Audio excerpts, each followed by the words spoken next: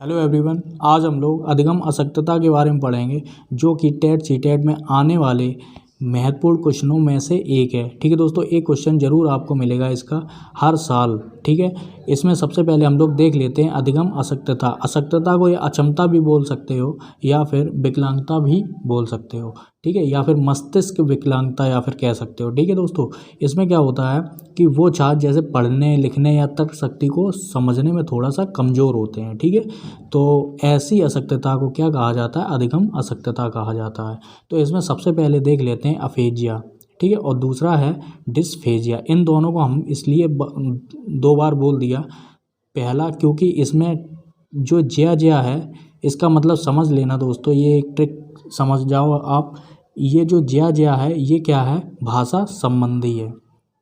ठीक है दोस्तों, ये क्या है? ये एक भाषा संबंधी है।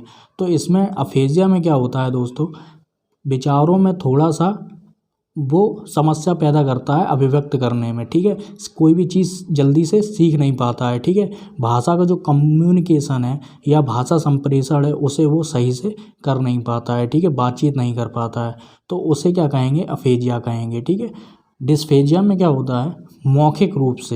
मौखिक रूप से बोलने सुनने या लिखने में समस्या पैदा करता है ये बच्चा। ठीक है, मौखिक रूप से बोलने सुनने या लिखने में समस्या पैदा करता है। मान लीजिए ये तीनों हमने इसलिए लिखे हुए हैं क्योंकि देखिए, अगर सुनने में प्रॉब्लम होगा तो बोलने में भी प्रॉब्लम होगा। ठीक है, तो लिखने में भी प्रॉब्लम, तो कोई भी एक समस्या और भी समस्याओं को पैदा कर सकती है। ठीक है, तो इस लाइन को आप थोड़ा सा ध्यान रखना क्योंकि ये वाली लाइन डिसलेक्सिया में बहुत ही महत्वपूर्ण है। तो इसमें सबसे पहले हम लोगों को याद करने की ट्रिक मिल गई है। तो ज्या का मतलब क्या है? भाषा संबंधी ये विकार हैं। ठीक है, अब एलेक्सिया के बारे में बात कर लेते हैं। एलेक्सिया पठन विकार है। डिसलेक्सिया भी एक पठन विकार है। ठीक है ना, ये क्या है? मस्तिष्क में कोई क्षति होती है या तो बचपन से होती है। ठीक है दोस्तों, मस्तिष्क में क्या होती है? कोई क्षति होती है जो कि किसी भी चीज़ को पढ़ने में समस्या पैदा करती है। देखिए, अगर पढ़ने में समस्या पैदा कर रही है, ठीक है, तो वो लिखने में भी समस्या पैदा करेगी, बोलने में भी समस्या पैदा करेगी। ठीक है, तो इस तरीके से ये जो डिसलेक्सिया है ये क्या है? कई समस्याओं को पैदा कर सकता है। अब वो बच्चा 10 को नेट लिख रहा है। ठीक है, क्योंकि उसे सामने जो दिख रहा है उस शब्द की जो प्रकृति साफ साफ दिख रही है तो वो 10 है। ठीक है ना, लेकिन इस बच्चे को क्या है? वो नेट दिखाई दे रहा है। ठीक है, या फिर वो नेट लिख रहा है। ठीक है, तो डॉग को गॉड लिख रहा है। तो इस तरीके की जो समस्याएं होती हैं उसमें क्या कहते हैं? डिसलेक्सिया होता है। जैसे एक मूवी आई थी तारे ज़मीं पे, उसमें उस बच्चे को जो समस्या थी उसे क्या था? डिसलेक्सिया था।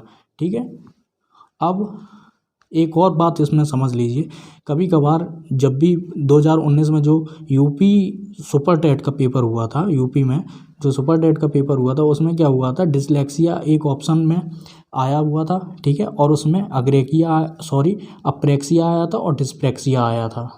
ये दोनों आए थे और ये भी आ सकता है उस ऑप्शन में, लेकिन उस ऑप्शन में नहीं दिया था। उसमें क्या दिया था? उसमें ऑटिज्म दिया गया था।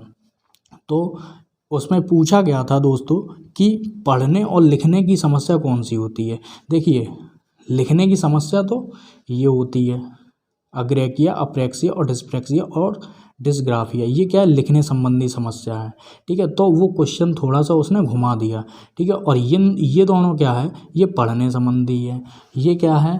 भाषा संबंधी है, अफेजिया डिस्फेजिया। ठीक है, तो इसमें उन्होंने क्या किया कि पढ़ने और लिखने संबंधी कौन सी समस्या है, तो बच्चे क्या है? कन्फ्यूज हो गए। वो डिसलेक्सिया भी ऑप्शन था उसमें और अप्रेक्सिया भी या डिस्प्रेक्सिया भी, क्योंकि लिखना लिखा हुआ था उसमें। ठीक है ना, तो उसमें उन लोगों ने या तो ये लगाया या तो ये लगाया। ठीक है, अप्रेक्सिया लगा दिया या डिस्प्रेक्सिया लगा दिया, लेकिन उसमें लिखा हुआ था। देखिए, कोई भी बच्चे को अगर पढ़ने में समस्या पैदा हो रही है, मस्तिष्क की में वो जो क्षति हो रही है, ठीक है ना, अगर मैंने पहले ही कहा था कि एक समस्या दूसरी समस्या को पैदा कर सकती है। ठीक है ना, तो उसे समझने में कोई दिक्कत हो रही थी तो वो उस चीज़ को जब लिख सकता है तो वो बोल भी सकता है। 10 को नेट बोल सकता है। ठीक है, और वो 10 को नेट लिख भी सकता है। ठीक है, तो इस तरीके से ये समस्या पैदा हो रही है। ठीक है, तो डिस्प्रेक्सिया हो गया। और इसमें देखिए जो ट्रिक है, आधा का है छोटी की मात्रा है और सा और या है, ठीक है। इसी तरीके से सेम इसमें है। तो ऐसा कोई शब्द आ जाए, ठीक है ना, तो समझ लेना पठन बेकार है। लेकिन याद रखना डिस्प्रैक्सिया में ये इंपॉर्टेंट, वेरी इंपॉर्टेंट आप लगा लीजिए, अगर कोई भी समस्या आ रही है तो पढ़ने या लिखने में भी ये आप इसे ऑप्शन में चूज कर सकते हैं, ठीक है। वो ऑप्शन के ऊपर है, वो क्या है, अग्रेकिया। अग्रेकिया क्या है, दूसरी भाषा के प्रति अक्षमता होती है। देखिए दोस्तों, अग्रेकिया और डिस्फेजिया, अग्रेकिया और डिस्फेजिया क्या है, डिस्फेजिया देखिए मौखिक रूप से होती है और वो भी भाषा विकार होता है, ठीक है। लेकिन अग्रेकिया क्या होता है कि दूसरी भाषा को संबंधित कोई समस्या हो जाती है सीखने में, ठीक है। लेकिन ये लिखने के लिए ही है अग्रेकिया, ठीक है। वो क्या था, भाषा संबंधी थी, बोलने में, ठीक है। अब बोल नहीं पाएगा या सुन नहीं पाएगा तो लिखने में भी समस्या पैदा कर सकता है। तो डिस्पेजिया और अग्रेकिया का भी बहुत आपसी संबंध हो सकता है, ठीक है। लेकिन वो आप ऑप्शन में देख के करिए, ठीक है। ऐसे ही देख लीजिए, अप्रेक्सिया, डिस्प्रैक्सिया और डिस्ग्राफिया, ये भी लिखने संबंधी है। अप्रेक्सिया में क्या होता है कि शारीरिक विकार होता है, ठीक है, एक तरीके का। और इसमें क्या होता है दोस्तों, लिखने, चलने, टहलने और बोलने में समस्या पैदा होती है, ठीक है ना। अप्रेक्सिया में लिखने, टहलने, चलने में, अब देखिए टहलने, चलने, बोलने में ही दिक्कत हो रही है, कोई शारीरिक विकार है तो लिखने में प्रॉब्लम होगी ही, ठीक है। डिस्प्रैक्सिया देख लेते हैं। डिस्प्रैक्सिया क्या है, मस्तिष्क में क्षति होती है, यानी कि उसके तंत्रिका तंत्र में कोई विकार हो जाता है, जैसे कोई एक्सीडेंट भी हो सकता है उसके साथ, ठीक है ना। उस डिस्प्रैक्सिया में तो मस्तिष्क में कोई क्षति हो जाती है जिससे वो ना पढ़ नहीं पाता है, ठीक है, सही से। और उसमें क्या है, याददाश्त उसकी कमज़ोर हो जाती है। जैसे क्या होता है, लिखने में समस्या होती है उसे, सॉरी पढ़ने के नहीं, लिखने में थोड़ी समस्या होती है। जैसे वो गजनी मूवी आई थी, उसमें आमिर खान को जो समस्या थी वो डिस्प्रैक्सिया थी, शॉर्ट टर्म मेमोरी लॉस। इसे इंग्लिश में क्या कहा जाता है, सेंसरी इंटीग्रेशन डिसऑर्डर कहा जाता है, ठीक है ना। तो उसे क्या था, शॉर्ट टर्म मेमोरी लॉस था आमिर खान। उसके हाव भाव, आँखों में जो समन्वय होता है वो स्थापित नहीं हो पाता है, ठीक है, हाथ और आँखों में, ठीक है। तो इस तरीके से मस्तिष्क में थोड़ी सी क्षति हो जाती है, कोई भी चोट भी लग सकती है, ठीक है। तो इस तरीके से क्या होगा, उसे क्या होगा, डिस्प्रैक्सिया होगा, उसके तंत्रिका तंत्र में संबंधी विकार हो जाएगा, ठीक है। डिस्ग्राफिया देख लेते हैं। डिस्ग्राफिया में क्या है, लिखने में त्रुटि होती है, लिखने में त्रुटि होती है। जैसे कोई भी, मतलब वो बच्चा लिखता है, आपने देखा हो, जब वो लिखता है ना तो उसका वो समझ नहीं मतलब जब वो लिखता है कोई भी चीज़ तो कोई उसकी राइटिंग को समझ नहीं पाता है, तो उसे क्या होता है, डिस्ग्राफिया होता है। उसे क्या होता है, डिस्ग्राफिया होता है, मतलब लिखने में जो पढ़ा ना जा सके, ऐसा लिखा हुआ जो पढ़ा ना जा सके। तो और लिखते समय वो बोलता भी है, लिखते समय क्या होता है, बोलता भी है। देखिए मेरा भी राइटिंग थोड़ा सा क्या है, ख़राब सा है, तो मुझे भी हो सकता है डिस्ग्राफिया हो, लेकिन दूसरा सिम्टम्स नहीं है मेरे अंदर कि लिखते समय मैं बोलता हूँ, ऐसा नहीं है, ठीक है। हो सकता है कि, लेकिन शायद आपको समझ में आ रहा हो, लेकिन मुझे नहीं लगता ये वाली समस्या मेरे साथ है, ठीक है। तो ये सारे जो चार दिख रहे हैं वो क्या है, वो लेखन संबंधी समस्याएं हैं, ठीक है। ये वाला देख लेते हैं, ये भी बहुत इंपॉर्टेंट है। तो डिस्कैल्कुलिया, ठीक है, न्यूमेलेक्सिया, न्यूमेलेक्सिया, ये दोनों ही एक ही नाम है। ये गणित संबंधी त्रुटि के ऊपर आधारित है। क्या है, ये गणित संबंधी त्रुटि के ऊपर आधारित है। इसमें कि बच्चा क्या करता है, जैसे डिसलेक्सिया में क्या होता था, 10 को नेट लिख देता था या पढ़ लेता था, तो डॉग को गॉड पढ़ लेता था। तो इसमें क्या होता है कि 9 गुणे 3 माइनस 6 गुणे 3, तो इस गुणे की जगह वो प्लस भी लगा सकता है, गुणे की जगह प्लस लगा देगा, ठीक है। तो इस तरीके से इसे क्या कहेंगे, डिस्कैल्कुलिया, मतलब गणित में संबंधी समस्या होती है, ठीक है।